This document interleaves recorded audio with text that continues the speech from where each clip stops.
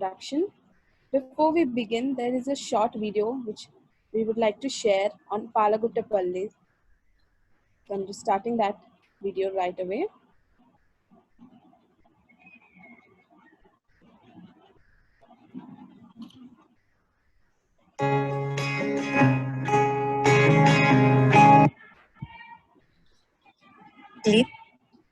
Palaguttapalli.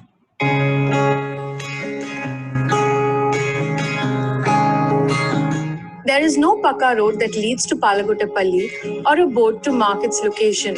But the cloth bags from this small Dalit hamlet in Andhra's Chittoor district have reached 4 different countries. These cloth bags are made by 9 enterprising women who cut, print, stitch these bags on their own. With just 70 Dalit families living in this small hamlet, Palaguttapalli may look like any other village at first sight, but look closer and you will see that it has an inspiring story to tell. Nearly 5 to 6 years ago, as drought struck parts of the state, these landless farmers were faced with extreme poverty. Landowners began converting their fields to mangroves, leaving them with little or no work. When things were so bad that finding daily meals became a challenge, the women of Palaguttapalli decided to take matters into their own hands. With the help of Aparna Krishnan, a former software engineer from Chennai who used to live in the hamlet, they began looking for ways to earn money. That's when the idea of making cloth bags struck. The first order came from Aparna's friend through Facebook for 100 bags. Thanks to the good quality of the bags they made, word spread and soon orders started coming in. నా పేరు అనిత. నేను cloth bags కుడతాము. సాదా బ్యాగులు, తిత్తులు, fridge తిత్తులు, car బ్యాగులు, vegetable bags, school bags, hand bags మొదలగునవి కుడతాము. తర్వాత customer ఇచ్చే print కూడా తయారు చేసి వేస్తాము బ్యాగ్స్ పైన. కస్టమర్ పంపించిన మెసేజ్ని బట్టి వాళ్ళకు పాకాలకి వెళ్ళి పోస్ట్ చేస్తాం bags. Their latest innovation has been vegetable bags, which come with compartments to segregate vegetables. The women get these orders from social media with the help of a few volunteers. The women then gather in their tiny office room, together cut the cloth in required sizes and shapes, and take them home to stitch. They then gather back in the room, check for quality, fix errors if any. They then sort the bags, pack them, and take it to the nearest village post office to parcel it to the given address. For larger orders, they travel all the way to Tirupati, the nearest town, and parcel them. Their skills are not limited to just stitching bags. They realized that they needed design on them to make the cloth bags more enterprising. They then learned screen printing with the help of another volunteer, Vigneshwaram, and set up their own process in their tiny office room. The prices for the bags start from as low as 40 rupees for small pouches and go all the way up to 450 rupees for a large vegetable bag. And they have even catered to orders all the way from the UK. First, Vignesh, Arun, and myself, we are just supporting them in terms of getting orders and doing screen printing and designing the logos of whatever the customer asks. And now we just supporting them, but they are doing their work very hard. A lot has changed for these women ever since they started stitching bags. With sheer grit and determination, they now have a livelihood and are able to make enough to lead a decent life.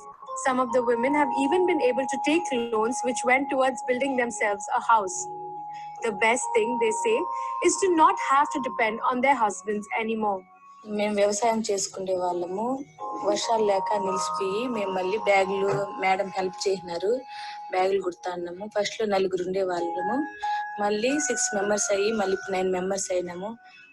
ముందు కన్నా ఇప్పుడు బ్యాగులు కుట్టినాక మాకు బాగా జరుగుతా ఉంది. పిల్లల్ని బాగా చదివించుకుంటున్నాం, బాగున్నది.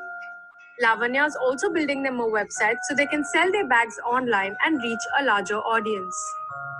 With minimal support, the women of Palaguttapalli are running a full-fledged enterprise and are catering to orders in India and also the UK, US, and even Canada. These women have managed to turn their lives around and are today earning enough not just to meet their daily expenses, but also to educate their children and save for a future. And this is just the beginning of their growth story. This is Shilpa Rani Peta for the News Minute.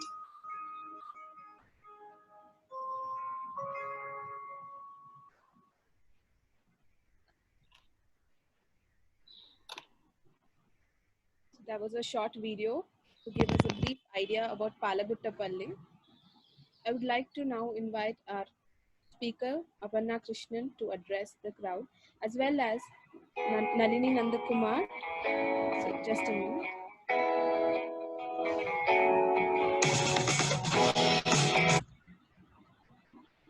Sorry for the disturbance. So I'd like to invite Nalini Nandakumar ma'am to also speak with Aparna Krishnan and start the session.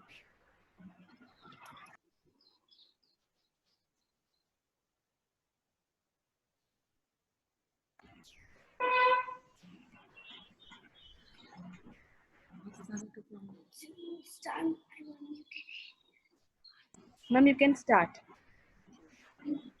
Welcome, Aparna. It's a pleasure to have you with us. So, happy to be here, Secret Space. Can you tell us what were the beginnings and how and why did you begin? This is a village of landless agricultural laborers. It's a Dalit hamlet. So they were basically working on fields, other people's fields, and life went on.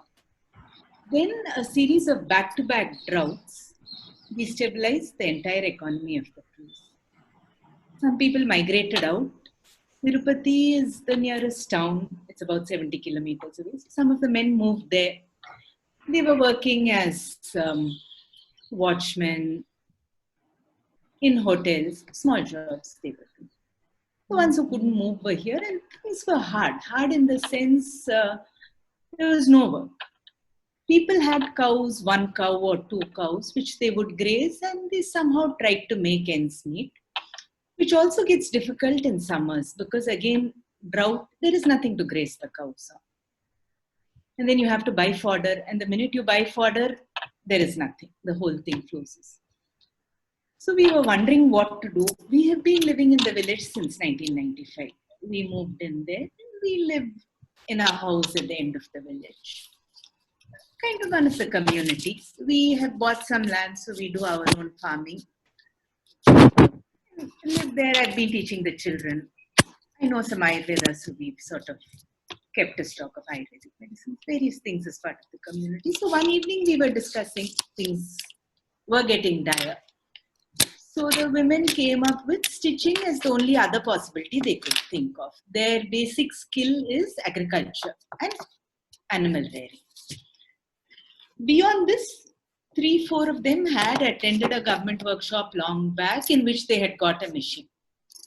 So 2 of them had got machines.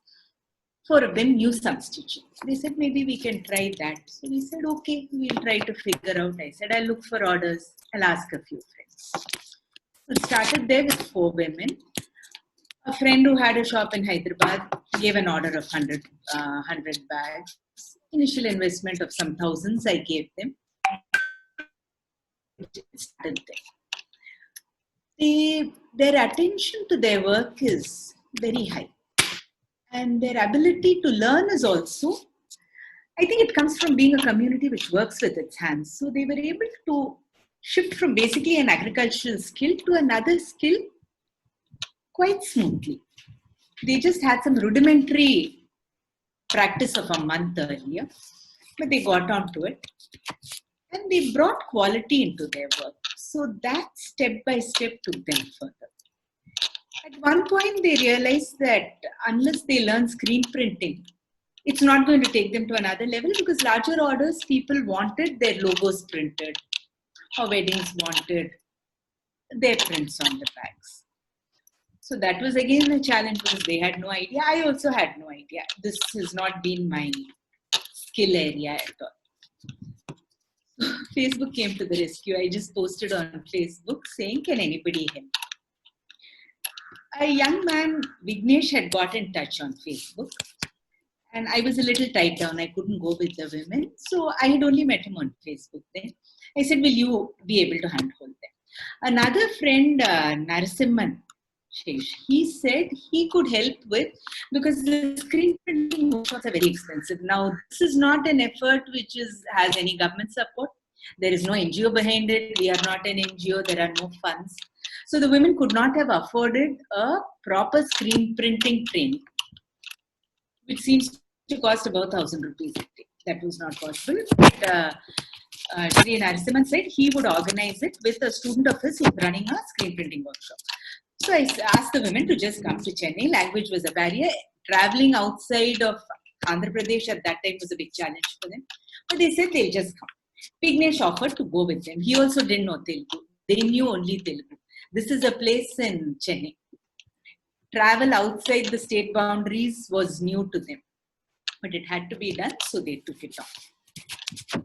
And then Vignesh took them through the process, because learning was one thing. The gentleman there, Bhaskar, was extremely cooperative. 2 days he gave them the space, taught them the whole skill. Then to go and do it in the village was another challenge altogether, because our current is not proper, things fuse, and then your nearest city is 80 kilometers away, there is no travel facility. Whole thing is very complex. So Vignesh made 3-4 trips to the village from Chennai, which is about 200 kilometers. It's a day's travel from Chennai to our village, because you have to sort of jump 4 buses, wait. It's a long journey, but he went through and streamlined the process for them. That took them to a different level, because they mastered the process. And at that point, more orders started coming in. And then they thought that they could enlarge their group and get more women to also have this opportunity. So then from 4 it went to 6. And they got a large order very soon after learning screen printing, which was this World Organic Congress in Noida at that point. Claude Alvarez was organizing it. He gave them the bags order. So that was a big break for them. Step by step, it's gone up. They learned some embroidery. Each point they brought perfection. Whenever customers have given them any feedback, it's been taken very positively, and they worked on smoothening that process also. So that was how the whole thing started. Lavanya got into, she was in the video. She came to our village, she wanted to help. So she's been helping with the orders, with the website, different things. I've been helping with the orders. Vignesh helped with the whole screen printing process. Arun Kombe is an excellent designer. He got in touch and said he was ready to help on any front. So when he came in with his design skills and photography skills, that again was a leap. So it has been different people helping. All of us have been helping on the sidelines. But the entire work has been theirs, because none of us have been full-time in the village. I'm in the village, I'm out of the village. The others are also largely out. So from the load, the fabric, bales of fabric coming by lorry from the vendor in Madurai to Pakala. They go and take it, they bring it to our village, which means a lot of negotiation with transport, all that. They store it. There is no place, because this is not an NGO, there are no funds, we don't have a room of our own. Our house has 3 rooms. One room is cement, so that room they've taken over, which is a very small room. It's a 10 feet by 8 feet room. So that is where they store their things. That's where they get together when they have to do things together, like cutting or screen printing. Part of the things they store in that room, part of it they store in their homes. Their homes are also very small, very basic. But we just have to spread our things around because there's no central place to do. Their machines are in their home. So part of the work they do in this room, which is their common space. Other work they do in their homes. Then they come back here to sit together, sort out. 2 of them take charge and rotation of quality checking. So any errors, they get it corrected, they pack it. Shipping is again a huge challenge, because when you're a remote village, all villages are remote villages largely. And people forget that everything is at least 3 or 4 times as complicated as if you work in a city. So the nearest bus stop is 4 kilometers away. So you need to go there. Buses are very infrequent. Autos are expensive. So to reach the post office would mean a day's investment of 2 women. And it would mean transport investment. The post offices are again small structures. They are not used to handling big volumes. So there again, initially it was difficult with them. Then they have their own way of negotiating. It is partly insisting, partly demanding, partly walking with them, partly helping them in the process, partly giving them a bag. So various things they negotiate very nicely in their own style. So shipping becomes an issue, but that also they worked around. Now getting the fabric to the village is an expense, which the transport of the auto would easily be close to 1,000. So that is an overhead. Each shipping is an overhead. Your machine breaks down. That is an overhead. You can't get a mechanic down to this interior village. So again, you have to invest on an auto to go, because the bus is not going to take your foot pedal machine. You invest in an auto, that's again 1,000. So the whole thing is a lot of details and a lot of overheads, which has been our job. Myself, Lavanya, all of us have tried to explain this, because sometimes the customer base will come with questions about your bag should be cheaper. We can get cheaper industrial made bags. So then there is a whole process of explaining the reality. Quality is one thing we can assure. But if you get to this price cutting game, mass manufacturing versus handmade, they're two different worlds. So, and customers have largely been part of the journey. Many of them have become part of this whole enterprise, themselves taking it further, themselves getting more customers. So it's overall been a very positive journey. The women on one side are the essential source of strength for all of us, because their ability to work on steadfastly despite every challenge, to work on cheerfully despite every challenge, is something which helps all of us to keep going with them. And it's entirely on their own feet they've stood, because initially I put in some money for the first order. After that, for the initial, getting the initial loads, I put in some money.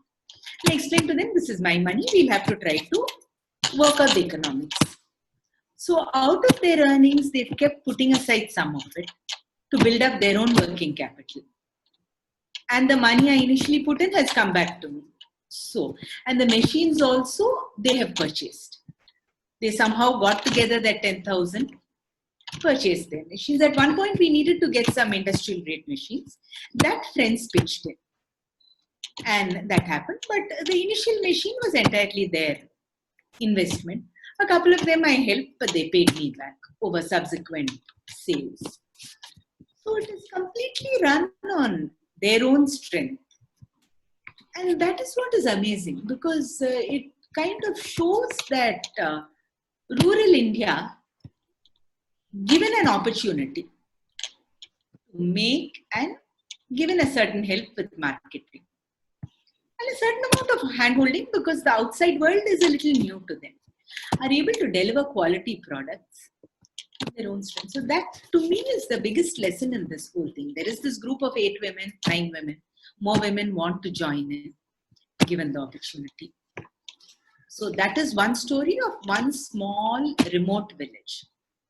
The lesson it brings is something which needs to go much further across India, because rural India is in crisis today, primarily livelihood crisis. And this village has shown that it can be addressed if certain sectors are reserved for the rural community and certain marketing networks are enabled. So this is something which needs to be taken further. And they have not asked for any subsidy. Only thing they've been looking for is work and orders. There has never remotely been a suggestion from them that anybody should fund their effort or anything like that.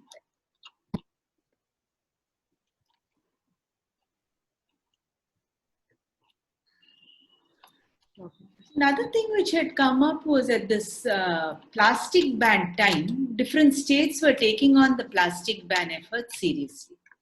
Around the same time, a lot of people were covering their efforts, because this kind of an effort where a group of women have got together and without any external funding, any external support, building up their own enterprise is They were covered by quite a few media houses. Hindu had covered them, Times of India, then the three major Telugu dailies, Sakshi, Eenadu, Andhra Jyoti, had covered them. News Minute had brought out this beautiful video which had just come. A couple of other independent YouTube channels had covered them. A lot of people have covered them. So at this plastic ban time, one repeated request given to the reporters was that they first present the need for this entire cloth bags, which would replace plastic bags, to be reserved for rural groups. But if that had happened, it would have addressed two things. It would have addressed the environmental crisis of excessive plastic use, and it would have also addressed the livelihood crisis. But that unfortunately did not happen. So on one side, plastics were banned, cloth bags, and smelling the whole profit possibility in cloth bag market opening up, industrial houses stepped in and started producing very cheap cloth bags because they have scale on their side. And garment industries have waste cloth coming out, which they just put 3 stitches and sell out bags. So when this concerted effort did happen of both banning plastic bags and reserving that sector for rural India, what happened was it actually backfired on us. We thought it will open out wider markets for us. What happened was a tremendous price war got started.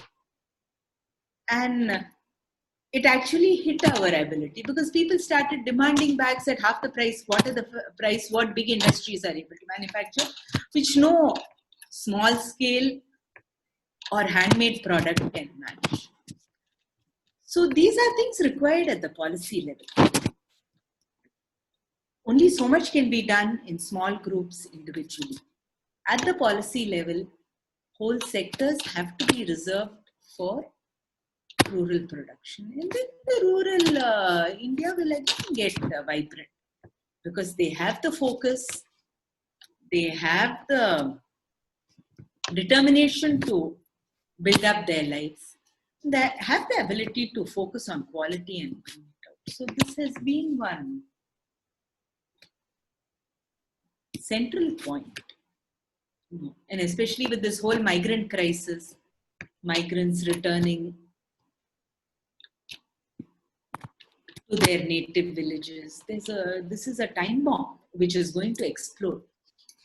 People have no work. We've been dealing with the migrants, that whole crime right now, lockdown in Chennai, and Chennai has been another place where these migrants have. So along with the group, I was also working.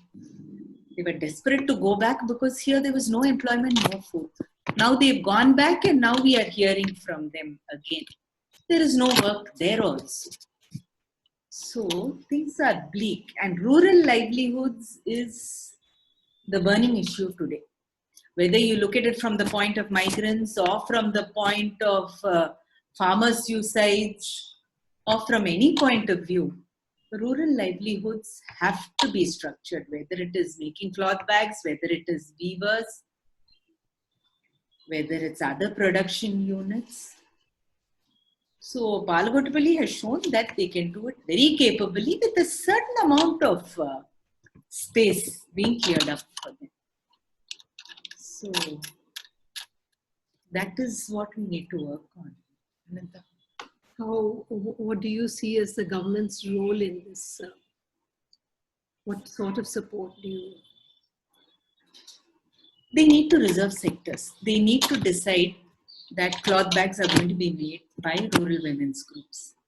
They need to decide that saris, this much of handloom saris are going to be, maybe cut down on production of mill-made cloth, have restrictions. You just have to make sure that's it, because the skill is there still.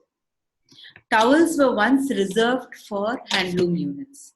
I don't think that is the situation. I mean, we've gone very far away from that Swadeshi vision, which was alive soon after independence.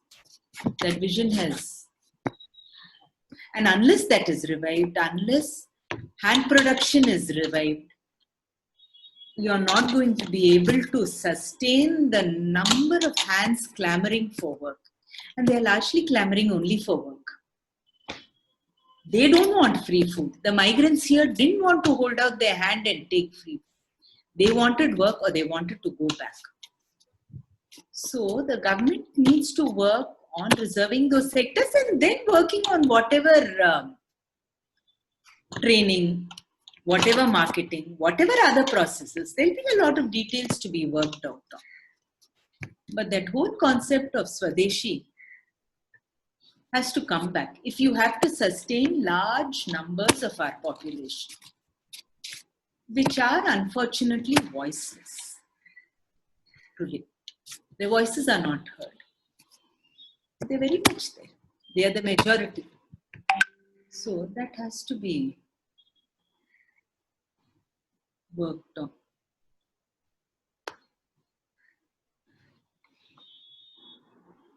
And what could we do as individual citizens to support them? The burden is on both on the government and on the community at large.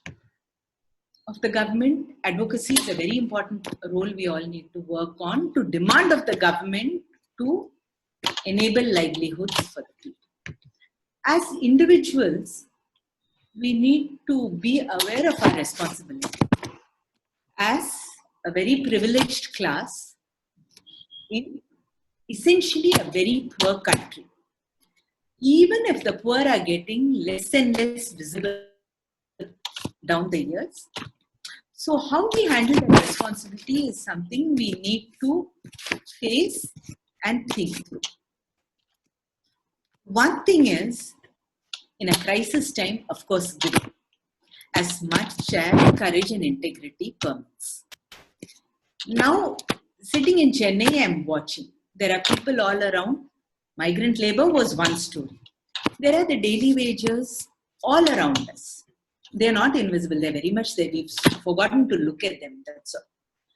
The flower sellers, the roadside tailors, the plumbers, the vendors. They're all there. They are living on daily earnings. None of them have anything saved up for a rainy day. The pittance they make just takes them through that. So one thing I've discovered is at this time one just gives. And it's very simple. Because they have nothing to sustain them. Chennai is right now going through another lockdown. They have nothing to sustain them through that. Literally nothing to sustain them through the next 2 weeks. So whatever their family might need to sustain. Not many people among the privileged sections are actually talking to them and giving. Actually, there's enough privilege all around. One colony can actually take care of all the daily wages in and around them. There is that kind of disparity. But it's unfortunately not happening. So one thing to do is to just walk, reach out to people. Because at this point, you can't build livelihoods. I mean, when you're firefighting, you're firefighting. So you reach out to people in and around you. You hand over money. It's taken in a very simple manner because they don't have, you have, you're giving. You don't count, they don't count. Neither face matters. The act of giving is very important today. These are times of crisis. So that is one part. To step out, meet eyes, eye-to-eye contact, face-to-face, not feel embarrassed about giving. There's nothing embarrassing. There is need, you have excess, they have less. You give to them. That's all. The other longer-term story is, now when privilege is on our side, we have money. Every rupee we consume, we are answerable for. Because in one sense, we are trustees of the money we have. So each rupee that is spent needs to be consciously spent. Each rupee we spend can enable the livelihood of another person. And that is our primary duty. It is not international vacationing. It is not eating in fun places. Those all need to slow down, reduce, stop. Spend. We need to spend because it is that spending which keeps the economy going. and which keeps their lives, or I mean, those wheels have to keep moving. So it's not don't spend. When you buy a handloom sari, that weaver. When you buy cloth and get it stitched, that tailor. When you buy flowers, that lady who's selling flowers. Jasmine in Chennai, maybe other things in other places. And there's a cycle behind. If you just give money to the Jasmine lady, she is supported. But there are other people behind it. The person who's growing the jasmine, the person who's selling the jasmine flowers. So those, unless you keep those purchases happening, that cycle gets broken. And those faces, the faces which are in front of you, you can sustain with some immediate money. The faces behind you can only sustain through purchases. So to be very conscious that each rupee we spend also enables another. Weddings can be large scale, but each wedding has to sustain the bags. I mean, you can't say I've given it to an event manager. And that is simple. It could be, but our responsibility is not answered. So you're calling 500 people, make sure they get cloth bags. Order them. Our village will gladly supply it. 500, 1,000, 2,000, we'll be very happy to supply. It will keep our women in work. There are many people who are getting into sustainable weddings now, who make sure that the decorations, the food, the cutlery, everything is sourced from sustainable places. So one has to take steps with care at each point. We've been privileged to be born into a certain level of comfort, a certain level of excess. And each rupee we spend, if we are careful, we will ourselves contribute to that economy. So the government on one side, who has to be forced, we ourselves to be very conscious. Buying fewer ready-mades itself. Now I realize, because now I've started dealing with the roadside tailors. I realize the importance of buying fabric and getting things stitched. Ready-mades are simpler and cheaper. But there are truths bigger than both convenience and inexpensiveness. There is the truth of people behind who are. So all this needs thinking on all our roads, and to act in what Gandhiji used to call oceanic circles. Start with your immediate community. Sustain your tailors, sustain your plumbers, go to weavers, go work through organizations. There are many who are working with weaver groups. Work through them, get your fabric from them, cloth bags, make sure you get it from. Lots more if we think through, and I think we need to work on those lines collectively, personally, collectively, as a nation, politically.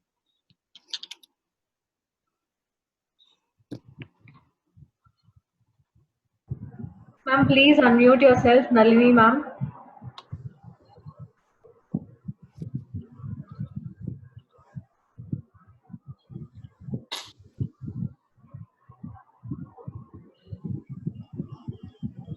I know I'm asking you to repeat yourself, but could you again specify what, because many of our listeners are in the government and are, so could you please specify again what we could do as private citizens and also those who are in a position to make policy, what they could do? Could I ask you to repeat again? I'll put it briefly. One thing, I will start from our own village. If anybody has requirements for bags for either corporate events, meetings, weddings, if they can give us the orders, the women will be very happy. It will help them sustain their families. More women are waiting to join. So at that level, for either government events or for corporate events or for private events and functions, we can also guide them to other cloth bag manufacturers who are again working with women. So larger orders can also be handled. At the policy level, if governments and corporates make it a point to source from groups like ours, it will go a long way. Similarly, I can talk specifically about cloth bags, which is what our women have been doing, though they've also been making pickles, trying to sell them, making quilts. They're learning to make ready-mades, all those also. But primarily it's been cloth bags. So if these orders by all the listeners and all their families and all their friends can come to us and groups like us, it would go a long way. They will print the logo, they will customize the bags to whatever requirement is there. They make very useful bags like the vegetable canvas compartment bags, which various friends have helped by ordering 100. I think Sacred Space had also ordered 100. You order it and you sell further or you gift further. These are very specific things. Other specific details we can sort of think through collectively over time. Work out details, because finally it's the details, I agree, that count.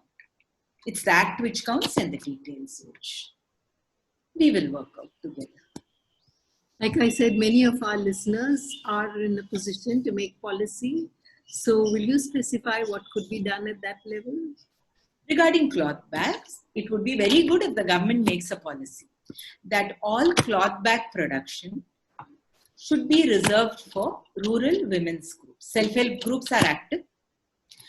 After we were covered in the Telugu papers, a lot of people from various parts of Andhra started asking us, we would also like to work with you. I said, our designs are there, you take it, you stitch it. Your local tailor will be able to guide you. Marketing becomes the hitch because we cannot market for so many. This the government has to take on. Also make a policy that it reserves those sectors for them. Also create those networks where those bags which the women stitch are sourced and given to, I mean, there is a upsurge in cloth bags today, definitely. So the government has to make those policies of reserving that sector and working with them on training if training is needed, marketing needs. This, if the government takes on, it will be a substantial step, and let them expand it to reserving towels, for instance. Let them start the journey. We'll work with them. All of us, all the groups.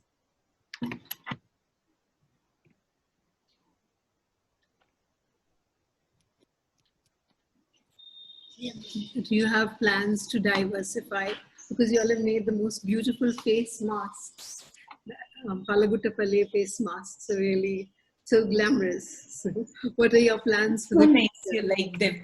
I'll tell the women, they'll be very happy. They're very happy to know that their customers like their products. Long back, I was very surprised. In the beginning, within the first year, when they used to get feedback, the first comment was, this is all we need. Money is secondary. The people we send, and it is genuine. It is very genuine, and that continues to today. So we definitely want to diversify because many more women want to join in. So cloth masks is one which this unfortunate situation has thrown up. And they're very good with their hands because I'm locked down here. So somebody sends me a WhatsApp image, I send it to them. They're just able to figure out. So they are into now ready-made blouses. A friend came down and spent 2 weeks with them and got them into quilt making. And they're working independently with him. They will have a business relationship with him where they will make quilts. Pickles they have started making. So all this, if people can help us with orders and connections, they will take it further. Quality they will assure. Or if anybody has other ideas, they recently learned how to make soaps. Before we could start on that journey, this lockdown drama began. So they definitely want to diversify because the need for employment is going to go up. Many people who had moved out looking for work have returned to the village today. And they are not going to be able to go out because it's going to take a long time for economy to come back. So diversifying is definitely, it was already on the cards, we had started, and we welcome others to also join hands with us, suggest, help us market. We will get other villages also involved because they have been asking. So actually when our first consignment came, I had a a group of my classmates, we were getting together, and I gave them each one of the vegetable bags, and they went, one went to Bangalore, one went abroad, and you'd be surprised. I got letters from all of them saying that, what a lovely bag you gave us. It's really useful. I'll pass on this also.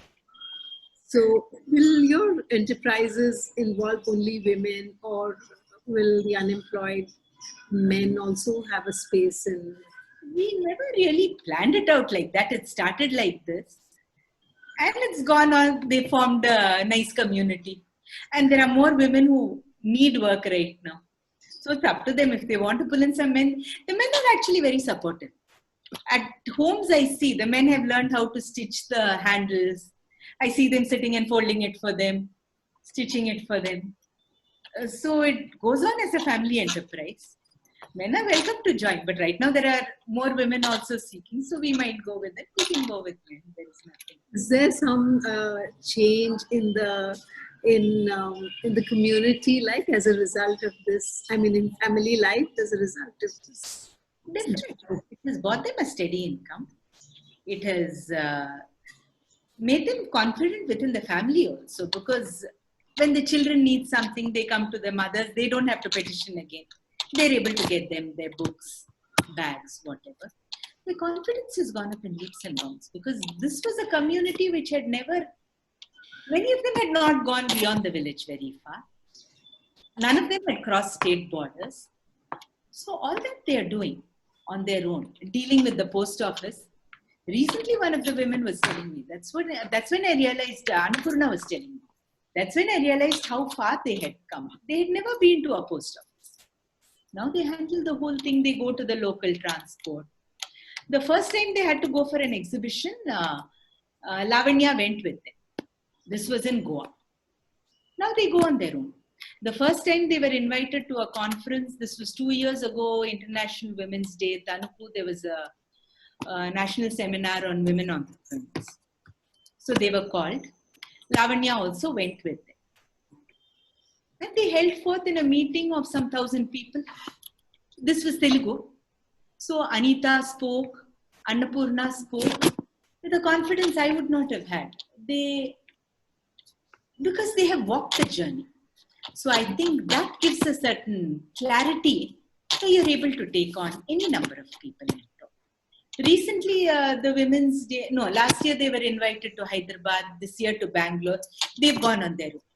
Now I don't need to go with them. Lavanya doesn't need to go with them. Arun, Vignesh, nobody. They take a train, they go. There they are received. Somebody comes to take them. They go, they say what needs to be said. And I figured out it's much better if they say it, because it comes across far more authentic.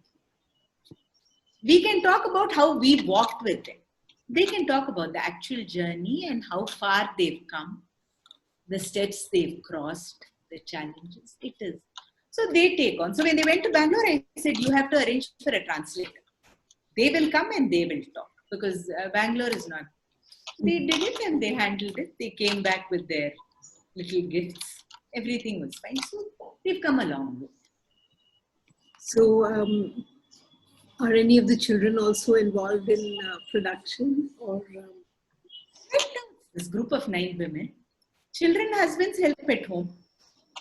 Help with some details when it comes to shipping.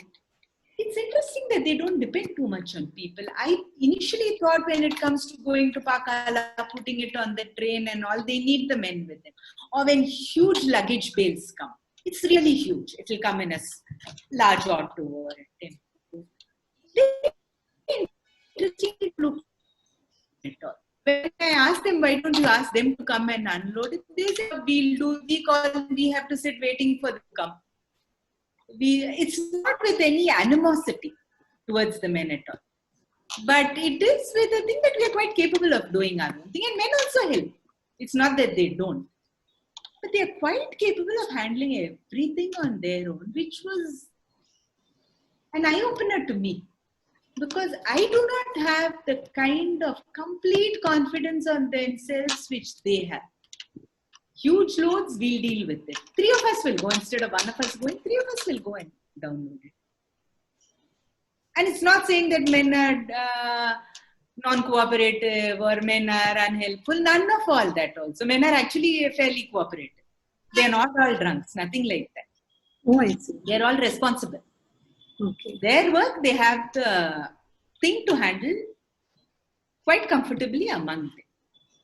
And the men help. When they are busy and some shipping has to go out urgently, they go. When needed, they take help. But largely, they seem to be far more confident than any other group I've seen, urban or rural. And what do you see for the future? What? Future, we need to build it up. They have shown their capability completely. Now they are diversifying in the sense one friend has linked up with them for quilts, another friend with ready-made blouses. So we are hoping those become independent enterprises. We will work with the bags. Soaps is another thing. Recently, before the lockdown, they had also started making murukku and adrisam and all, because they went to Bangalore. They stayed with a friend of mine through these 2 days of Women's Day celebrations. Wherever they go, they make very good friendships because their genuineness comes across when they directly interact. So they made friends there. And that lady told them, will you make these items and send? Because they said one extra day they were in Bangalore, they said, let us do something for you. So they sat and made 100 adrasam for them. So the lady was very happy. She said, now you start sending to me regularly. So they went back to the village. I said, very good. That is another business now. You people please start on your own with your customers. So that is the hope, that we manage to set them off independently. Whoever is ready to handhold them, open out markets for them, take them on. And we keep widening the number of people who are supported, our village, neighboring villages. As far as possible, we take it further. So how many women are involved in Palagutta? Right now, 9. Another 9 want to join. Neighboring villages want to join. Other villages in Andhra are calling us up thinking we are one great setup who can absorb and market. We are not. They are 9 women and we are some few of us turning somersaults trying to get markets for them. So as the market builds up, we will definitely keep connecting you to other people who are desperately looking for work. And we can assure quality. That is one thing we learn. That rural women take on something, they deliver. There's a delivery required tomorrow. They will stay up whole night and do it with quality. They do not default. It is the stupid lockdown which is now making us sort of slow down. But otherwise, on their side, delivering timelines, quality, everything is assured. And this is a very ordinary village. It's not an extraordinary place. It's an interior ordinary village. So what this village can achieve with a little bit of handholding from us, every other village can achieve. So we need to, as civil society, start making sure that our entire consumption is directed to supporting rural livelihoods. Could you repeat that again? Could you repeat that again? We as consumers need to make sure that every rupee we spend, every item we consume enables another person towards his livelihoods. And we need to make sure that we demand from the government that they start reserving sectors of production and not just cry tears saying rural India is sick. They can act and we can act. We in our own consuming and they in creating sectors which are for rural production. Together we can get India on its feet. It's not difficult. So which sectors, like you said, you mentioned towels and bags, what else do you, in the what I'm working on, towels, anything, pickles. Make sure that industry can only contribute so much. Remaining we will source from rural India. Right. A lot of things. Once you put all this was thought out in the days pre-independence. Kumarappa, Gandhi, that whole vision. Post-independence, we worked on whittling it down completely. Today, if we want to save rural India, there is no other way. This is the only way we can do it. So those working with the government need to work on reserving sectors for them, making sure the government organizations themselves produce from rural manufacturers. And more than that, that the government reserves sectors for rural manufacturers. As per the individual citizens, to make sure that we, family, friends, all of us start being very responsible towards our purchases. That we do purchase, and we purchase where it enables people seeking livelihoods. That we produce fabric and get it stitched from the roadside tailor. That weddings, we make sure that each item in the wedding is so. We just have to tell the event manager. It's not very difficult. You tell the event manager, I only want these groups to source, and he will do it. He's only doing a business and doesn't have to act helpless and say event manager is running our show. Like I've heard from a lot of people. The person paying the event manager calls the shots. So you just have to be a little firm. And we need many places like Sacred Space. Sacred Space has been a huge source of support to us, both in terms of ordering, both in terms of taking our story out, either to the media or to other groups. If they're doing it for us, they're obviously doing it for many other groups. So we need many other vibrant places which share stakes with producers. So all this needs to be done both in rural India, urban India. There is need everywhere. So individuals, minimum our own consumption. Next step, building up communities like Sacred Space or engaging with these communities because the space is given. So you come, you bring in more people, you work with that. The government definitely needs to prioritize rural employability too.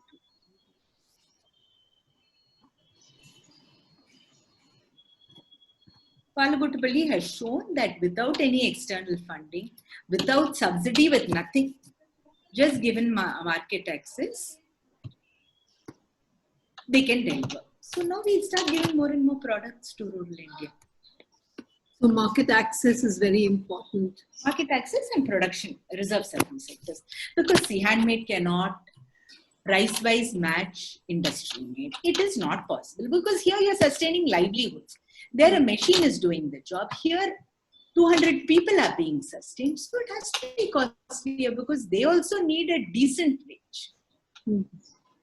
So to throw them in the open market saying supply demand will rule, then you're basically sacrificing so many livelihoods and lives. So that only the government as the main player has to sensibly allocate.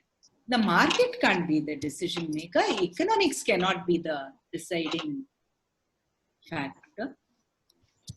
But if you leave the market, there's only so much open market. Remaining is livelihoods. That has to be the non-comprisable factor in any policy making for any government. Livelihood. You make that non-negotiable. Build up your schooling around that. Build up your other sectors around that. Make sure that the last man and women have a livelihood. Everything else. A bit on that. Build up your schooling. Build up your. Could you elaborate on that? See, our village children are all schooled. 100% literacy has reached. They are incapable of plowing the field because they've been locked in classrooms right through. Now, all of them, the children whom I knew when I had moved to the village, 1995, are all in their 20s. 30s. Hardly anybody has got any job based on schooling and college because you throw them in the open market. The schooling is so bad, the college is so bad that there's no way they are employable. So their livelihoods was never thought about right through. They were put through the rut of a mindless schooling college, which has rendered them unfit for rural livelihoods, unfit for. Do you think that Gandhi's basic education scheme is relevant? Basic? Gandhiji's basic education scheme where Nayi Talim, yes. We have to think through. Nayi Talim is a very good concept. Now I have sort of worked down to the fundamental basic that livelihoods have to be assured. Yes, Nayi Talim, definitely. It fits in with that whole Swadeshi vision. But now you've broken village economy completely by throwing it open to the sharks. So Nayi Talim fits into a vision. Gandhiji's basic education fits into a vision where the child can grow into the village economy. You've torn that apart. So now nothing can be seen piecemeal. So you can't talk of a very beautiful grounded education if at the end of the road your economy is in tatters. So now we moved into the village, when I moved in, it was very clearly with the Nayi Talim vision. I said I'll work on schooling with the children. 1 or 2 years down the line, I realized that you can't talk of an ideal schooling if there is no space to absorb. I mean, you can't talk of, I got the local potter to teach in the local school. The local potter has no faith left in his skill. And I realized if the child is going to get a potter, he's not in the market to sell his. So very whole thing, you have to get economy back in shape. You have to get rural livelihoods back in shape.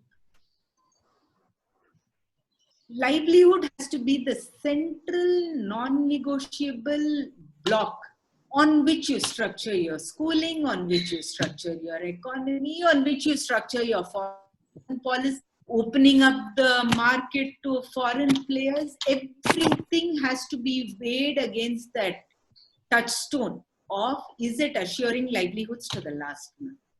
If you don't have that touchstone, you have ended up where you have ended up here. Migrant labor, crisis, farmers' Could you repeat that again? That one sentence? Livelihood has to be the one non-negotiable touchstone. A building block, touchstone of every sector we are looking at. It can be education. Is that education leading that child to a sustainable livelihood or not? It can be the economic policy. Is that economic policy assuring the last man and women of dignified livelihoods? It can be the larger economy. You're opening up the market to imports from X, Y, and Z country. By all means, is it still protecting the last man and women? If it's not, you cannot do it. Because this is a democracy. Each person counts. So you can't throw some GDP at me and some numbers at me and some ranking of some, what are those agencies abroad? I don't know. You can't throw those numbers at me. Is the last man and women assured a dignified livelihood? Only that counts. On that ground, please go ahead with your schooling plans and with your foreign relations. That has got forgotten in the 70 years of independence. That vision was lost, that accountability to the last man and woman was lost. And we are where we stand today, with some of us in privilege and others going hungry through lockdown times, because right through they have not been able to save a penny for the rainy day. This whole upper class notion of poor people being irresponsible and drunkards is a lie. It is only to insulate their conscience. Poor people, each one of them is very hardworking. They are very concerned about their children. They only want livelihood. So this whole nonsense about poor are asking for freebies or poor drink away their money is one big lie fabricated by upper class to protect their conscience as they live in their privilege. It's not true. They all want good livelihoods. They want a good future for their children. They are ready to work very hard for it. This is about the and the rover. If he wants to focus on learning before RX shops, that is their choice. That is not the story. There's one dimension which we have to address through prohibition. We need to do that. But that is not the entire story. Ma'am, I'm so sorry to interrupt, but we are running short of time, so we'll just take some questions. Nali ma'am, is that okay? That's fine. Okay. Shikhara, will you take the questions? Yes, sure.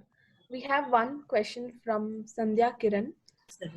She's asking, Roughly how early should we order bags? I understand it is difficult to estimate based on many other factors, but a current example may give us a rough idea. You get in touch, Ma. We usually meet any deadline. Work round the clock if required. Now, pandemic times, transportation lines and shipping a little problematic. So we will work on the case-by-case basis. Preferably a 2-week margin is good. If you can give us longer time, it's better. It also depends on the size of the order. It depends on whether you need a specialized logo for yourself or one of our standard prints. If it's standard bags and standard prints, we can deliver almost immediately.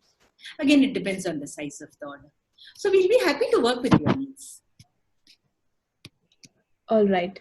Can you also tell us about the website name, if you can type it out, or even just palaguttapalli.com. How do I type it out? I'm not. I'll do that. Just type it out. Yeah. Hey, Durya, the Zoom எங்கேயோ போயிட்டீங்க வந்து பாரு. Right. Just come and on. I've typed out the message over here. Just 1 minute, ma. That Zoom thing has disappeared. My face. Okay. The entire visual has disappeared. Oh, but you're visible. I am. Yeah, you're. Then maybe we can continue. I can't see anything. I can hear you. Maybe I don't disturb it then. Yeah. In case we lose this also. Yes. Okay, let it be. If you can see me, fine. I can't see anybody. We do not have any more questions, and if anyone wants to ask anything, this is the time. Meanwhile, I want to tell everyone that we have a lot of bags that we've got from Palaguttapalli in our sacred space, in our center. Right now, the center is closed, but when we open up, you're more than welcome to come and purchase vegetable bags. We have fridge bags. We have these tote bags and all sort of bags. The masks as well. Yeah. And also there was this picture I shared in the beginning. It was the mask that the Palaguttapalli women are now stitching and sending. I could send out those details, or we will share that on the WhatsApp group for those who are here. You can also repost it on Facebook, so you can please reach out to them in case you want to purchase their bags or any other items. They have a lot of things in store actually. Okay, so no more questions. Then I think we can probably end. Nalini ma'am, would you like to say a few words before we end? Well, I think what Aparna suggested, that every penny we spend, we think about sustaining rural livelihoods. And if you are in a position to make policy, please do something that builds rural livelihoods. And thank you, Aparna. It was a wonderful talk. It was really, really opened so many things that I didn't even know. Thank you so much for enlightening us. Thank you very much. Sorry, I can't see anybody's face, but I can hear you. Thank you very much for this. Such a delight talking to you. Thank you. Yes. I feel the same too. Thank you, Shikara. Thank you. I feel the same too. In fact, in November last year, all 9 of the women have visited our center. I've enjoyed talking to all of them. Nalini ma'am, I hope you were, I don't know if you were there, but Tara ma'am was there. We interacted with all of them. Yes. And I really hope that one day we can meet you too, Aparna ma'am. Then that would be really please come to our village. We are eagerly waiting to have you all in that village. Yeah. Would it help if we were to send, remnants or cloth or things like that to you all? Would that be helpful? Definitely.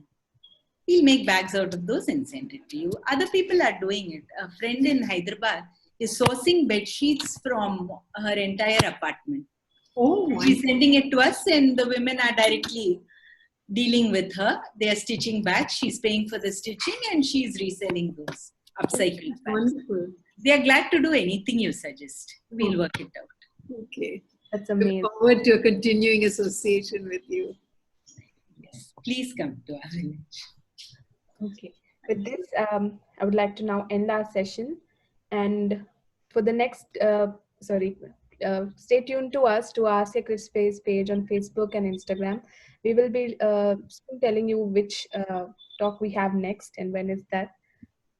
So until then, I hope everyone stays safe and take care. Good night, everyone. Have a nice weekend. Thank you, ma'am. Thank you, Aparna ma'am. Thank you, Good night. Good night. Thank you, Nipunika and Shikara. Thank you, ma'am. Good night. Take care. Good night.